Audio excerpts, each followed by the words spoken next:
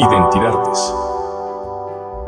Bienvenidas y bienvenidos a un episodio más de nuestro podcast Identidades, el podcast de la Secretaría de Cultura que produce el Centro de Documentación e Investigación de las Artes. En esta ocasión ya vamos en nuestra 7ª temporada, es un gusto que vayamos en nuestra 7ª temporada y el día de hoy tenemos un amigo entrañable que ha colaborado con nosotros en diferentes ediciones, Alain Villanueva. Muchas gracias por estar nuevamente con nosotros. No, muchas gracias a ustedes por de nuevo proporcionarme este espacio. Para mí es bien importante siempre hablar de hip hop y rap en México.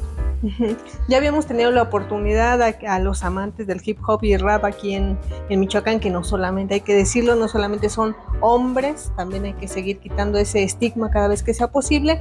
Alain había compartido con nosotros en una edición anterior, creo que fuiste de los primeros en colaborar en nuestro podcast, no sé si en la 2ª o 3ª temporada por ahí, pero aparte de eso nos había dado también en su momento ampliar el tema en una conferencia en el marco de un libro que presentaste para quien quiera reseñar ahí. Cuéntanos de ese primer momento de ese libro que había salido en su momento. Sí, bueno, el libro al que te refieres es Rimas de la Cantera, un libro que publicó el Laboratorio Nacional de Materiales Orales de la UNAM. Y consta así rápidamente de 3 secciones, una dedicada como a la historia del rap aquí en la ciudad, desde cómo se generó en Estados Unidos, llegó aquí, se asimiló, se lo apropiaron mujeres y hombres, y hasta el día de hoy pues continúa conformando 3 generaciones. Una segunda sección dedicada al performance, la argumentación y la improvisación de las batallas de rap, y otra tercera dedicada a cómo construyen ellos sus identidades en el discurso de sus canciones. Y además de eso, recuerdo que había tenido la oportunidad también de ofrecer una conferencia acerca de cómo se ha estudiado la historia del rap en el país, ¿no? Y había tenido esa oportunidad de hablarles cómo se había generado, por ejemplo, en Monterrey, en Guadalajara, en la Ciudad de México, pero también en lugares donde se considera que pues, no son tan grandes como estas urbes, pero que ya hay una población amplia de raperas y raperos que se ha venido construyendo desde hace por lo menos 30 años. Hablo de lugares como Ciudad Juárez, como comunidades aquí indígenas purépechas en Michoacán, o bueno, de pueblos originarios, de lugares también como Zamora, como Lázaro Cárdenas y otros tantos, ¿no? Mi intención en aquella ocasión con esta conferencia era como descentralizar la idea de que pues el rap solamente ha estado presente en las grandes urbes del país. Claro. Y que, o que se ha presentado bajo ciertos estigmas sociales en ciertas ciudades también podría ser. Sí, también derribar esos estereotipos que lo vinculan a la violencia, al consumo de drogas, a la misoginia. También desvincularlos de esa idea que pues el rap es como algo propio de la juventud, ¿no? Pero en un sentido despectivo, como que pues ya se les pasará a estos jóvenes esta idea de querer rimar y luego se pondrán a hacer cosas serias, ¿no? Pero resulta que no, que estas personas han demostrado que el rap no es un capricho de la adolescencia, que el rap no es un capricho de la juventud, sino que se ha vuelto un elemento identitario de por vida, ¿no? Y por eso en el país pues tenemos personas arriba de los 50 años que ya están rozando los 60 años, que forman parte de esta comunidad de raperas y raperos, mujeres y hombres, ¿no?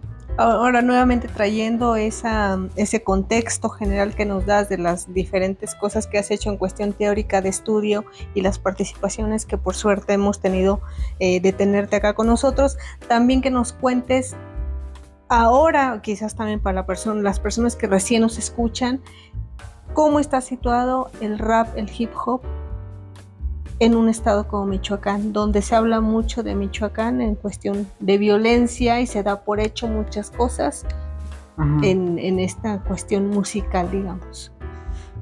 Puede parecer que no está tan presente, que no está tan situado, pero la realidad es que sí, solo que quizá el hip hop no ha obtenido los foros de las instituciones, hablo instituciones de gobierno, instituciones de educación, y tampoco ha sido como parte de la cultura dominante, ¿no? Incluso de la de entretenimiento, porque a lo mejor me equivoque, pero pues lo que domina aquí pues es la banda, incluso entre los jóvenes, ha tenido también mucho terreno por los corridos tumbados, Y por ahí el hip hop y específicamente el rap ha aparecido pues de manera marginal, o sea, si ya lo comparamos con lo demás, han sido pocos, pero en realidad es algo que se ha venido construyendo desde la década de los 80s, que es cuando tenemos los primeros indicios de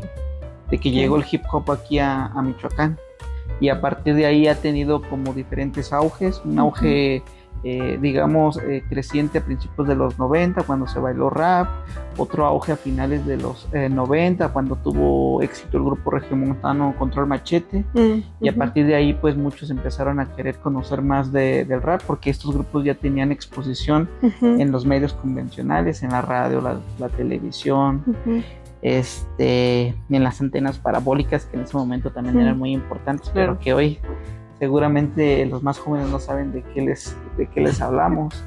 Posteriormente ya con la llegada del internet, de las plataformas digitales, de las redes digitales, se ha democratizado un poco la difusión del rap, porque antes, pues, por ejemplo, además de estos medios convencionales que menciono, pues estaba en los tianguis como un punto importante para difundir ese tipo de música, porque de esa manera, además de todas estas personas que sí estaban en esos medios convencionales, se podía difundir el rap que se estaba haciendo en el circuito independiente o underground, como usando las palabras de ellos y ellas. Y pero luego con el internet, con la llegada del MySpace, del Hotmail, con el Hi-Fi, empezaron a enterarse que pues, en otras ciudades también había muchas personas con las mismas inquietudes, con los mismos intereses, con las mismas ganas de crear, y es como empezaron a tejer una red, un circuito, digamos, de rap independiente, underground en todo el país, y a partir de ahí, pues, digamos que ha crecido de manera alterna a lo que la cultura dominante ha ofrecido.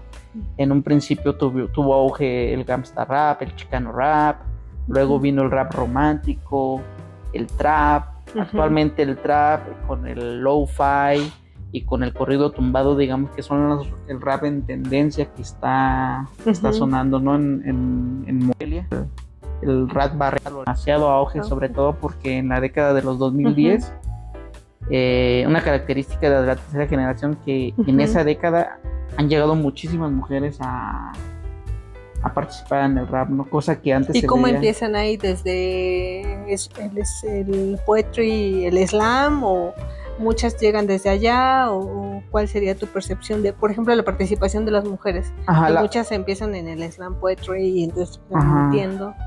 Bueno, en realidad siempre ha estado presente desde que se bailó rap a principios de los 90, o sea, yo tuve la fortuna de entrevistar a la señora Patricia Medina, que como rapera se hacía llamar Jessica, pero que era tremenda en su momento. Ella dominaba el rap aquí en Morelia, ¿no? Era muy conocida en las discotecas de ese momento como Giróvago, de Molino Rojo, Metrópolis, ¿no? Tanto que hasta la contrataban para que mientras estaba la disco ella bailaba, ¿no? En los espacios de medio tiempo.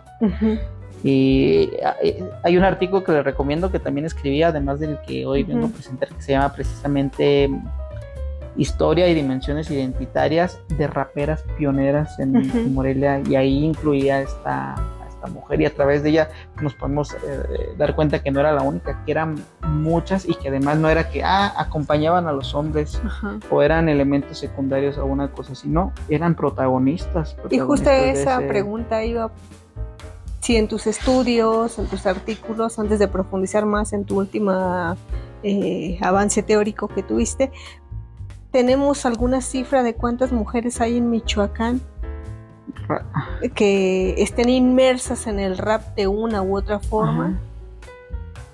Actualmente no tengo la cifra exacta, pero por lo menos ha de haber unas 50 mujeres. ¿50 sobre cuántos hombres? No, sobre unos 700. Es muy... Sigue siendo menor. Solamente en Morelia. O sea, no estoy hablando de todo el estado. Sigue siendo muy, muy, muy marginal la participación de las mujeres. Pero aún así, a partir de la década del 2010, como ahorita mencionaba, ha sido importante porque le han dado como un nuevo aire al rap, porque están poniendo en la mesa temas que a lo mejor los varones no lo hacían, ¿no? Como la violencia de género, la violencia de género, como el tema de las madres buscadoras, que ahorita está también muy, muy latente, como la lucha contra paradigmas sociales que ellas sienten que las estereotipan, que las nulifican, que las entorpecen, ¿no? Como desde su perspectiva como mujeres. Y ese es el gran aporte, si bien son pocas, pero eso ha bastado para que refresque la comunidad de raperas y raperos, y también para que los mismos hombres se cuestionen a sí mismos sobre lo que estamos haciendo en el mundo del hip hop, ¿no? Porque ellas han denunciado que incluso en ese mundo se han sentido minimizadas, se han sentido como elementos secundarios, se han sentido como elementos de morbo, entre otras muchas malas cosas, ¿no? Entonces, por eso digo que a pesar del número bajo que hay, ha sido muy provechosa su participación. Y bueno, ya el tiempo aquí se va volando. Queremos saber sobre tu último avance teórico que tuviste, que nos profundices un poco, también para que nos digas dónde la gente se puede acercar, no solamente conocer tu trabajo, sino en sí de lo que implica el problema, el tema del hip hop y el rap. Sí, bueno, mi último artículo se llama Elementos creativos de raperas y raperos de Morelia, Michoacán, y sus contrastes generacionales. Ahí comparto, por ejemplo, a partir del análisis de 90 canciones, qué estructuras de la canción presentan, elementos de cómo organizan el discurso, que ahí llamo tipologías textuales, es decir, se utilizan descripciones, dialogías, narraciones o argumentaciones a la hora de escribir. También hablo de un elemento técnico que ellos llaman caer en las cajas, que es cuando se conectan con la pista musical a la hora de rapear. Y finalmente también hablo de la rima, que es un elemento sonoro muy importante en el rap. Van a encontrar ahí cosas muy peculiares, como que si bien el rap sigue en el modelo de la canción de la industria discográfica, por ejemplo esto de estrofa, puente y coro, una cosa muy peculiar de ellos es que muchas de sus canciones no tienen puente ni coro, es decir, es una seguidilla de versos, una estrofa larguísima que la compone la canción. Y eso es como una herencia de cómo empezó el rap en los años 70 en el Bronx y otros distritos alrededor de Nueva York, porque originalmente no es que cantaran canciones, sino que trataban de amenizar las fiestas que había en esos lugares, y por eso solamente tiraban versos sueltos, ¿no? Y otra cosa peculiar de ellos es de que también no puede haber esta estructura de 3 partes, pero en su lugar presentan sampleos. El sampleo es una técnica donde agarran un objeto sonoro, ya sea lingüístico, musical o ambiental, lo insertan en otro y crean una nueva pieza. Por eso si escuchan muchas canciones de rap se van a dar cuenta de que pues son hechas de cachos de música de los años 70, de los años 60, de los años 80, y eso a veces sustituye a estas partes de la estructura de la canción de la industria discográfica, y también en cómo organizan su discurso, es decir, también pueden hacer de introducción, de desarrollo o de cierre. Por ejemplo, hay una canción que se llama Día del Grito de Rudy García, de aquí de Morelia, que habla sobre el lamentable atentado con granadas que hubo en el año 2008 aquí. Pero él, para introducirnos a esa canción, nos ofrece un diálogo de lo que estaba diciendo el entonces gobernador de ese momento, en el Día del Grito, ¿no? Y la gente respondiendo. Entonces, en cuanto uno empieza a oír la canción, de inmediato sabe a qué se va a referir al tema que va al oír.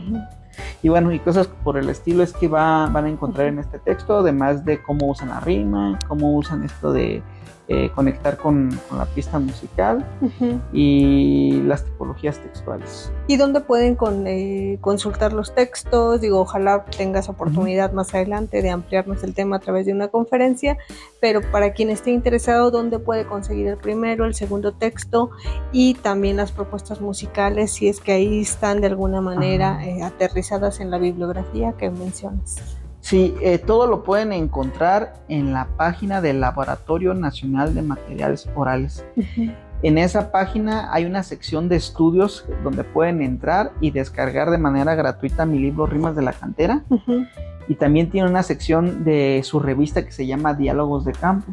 Ahí van a encontrar esos 3 artículos míos que también donde también he hablado sobre las raperas y los raperos de Morelia.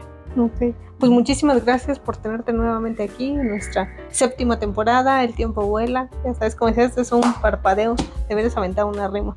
Sí, lo rapeamos. Lo rapeamos. A la próxima. Yo agradezco mucho el espacio de nuevo. Pues muchas gracias a todas las personas que nos escucharon y nos vemos la próxima. Michoacán es mejor.